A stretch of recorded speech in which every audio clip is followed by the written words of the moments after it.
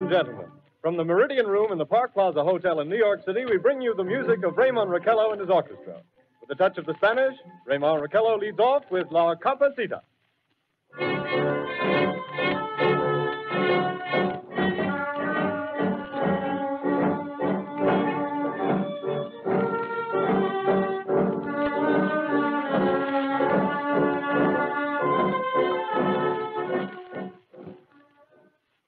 Ladies and gentlemen, we interrupt our program of dance music to bring you a special bulletin from the Intercontinental Radio News.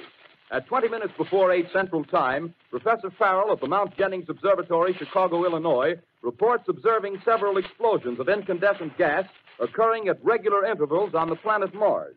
The spectroscope indicates the gas to be hydrogen and moving toward the Earth with enormous velocity. Professor Pearson of the observatory at Princeton confirms Farrell's observation and describes the phenomenon as, quote, like a jet of blue flame shot from a gun, unquote.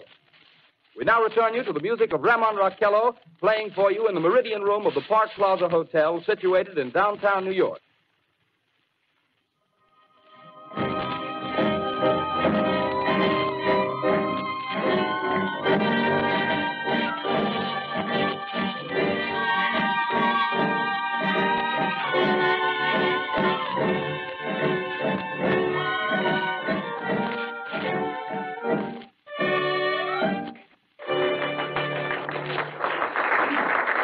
And now a tune that never loses favor, the ever-popular Stardust, Raymond Raquello and his orchestra.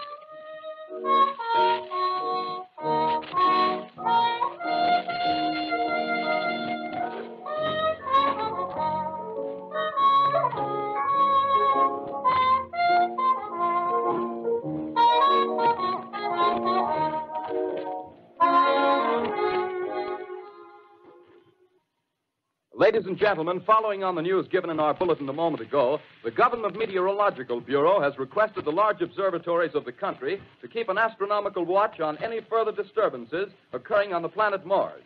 Due to the unusual nature of this occurrence, we have arranged an interview with the noted astronomer, Professor Pearson, who will give us his views on this event.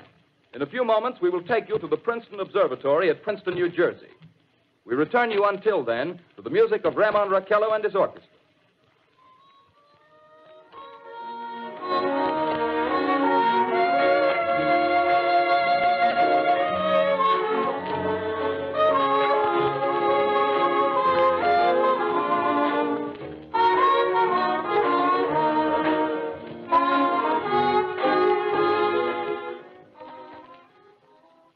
We are ready now to take you to the Princeton Observatory at Princeton, where Carl Phillips, our commentator, will interview Professor Richard Pearson, famous astronomer. We take you now to Princeton, New Jersey. Good evening, ladies and gentlemen. This is Carl Phillips speaking to you from the observatory at Princeton. I'm standing in a large semicircular room, pitch black except for an oblong split in the ceiling.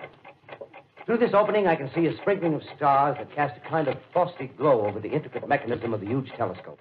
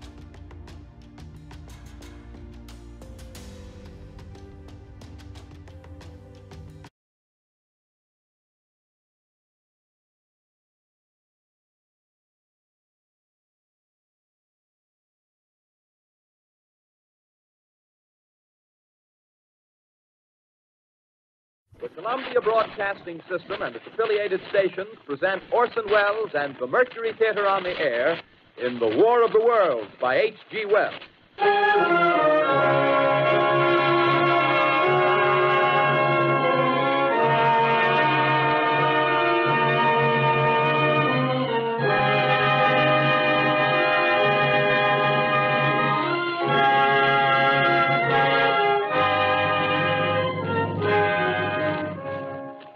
ladies and gentlemen, the director of the Mercury Theater and star of these broadcasts, Orson Welles.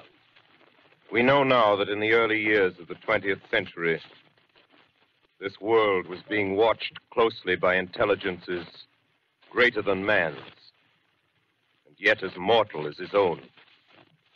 We know now that as human beings busied themselves about their various concerns, they were scrutinized and studied, perhaps almost as narrowly as a man with a microscope might scrutinize the transient creatures that swarm and multiply in a drop of water. With infinite complacence, people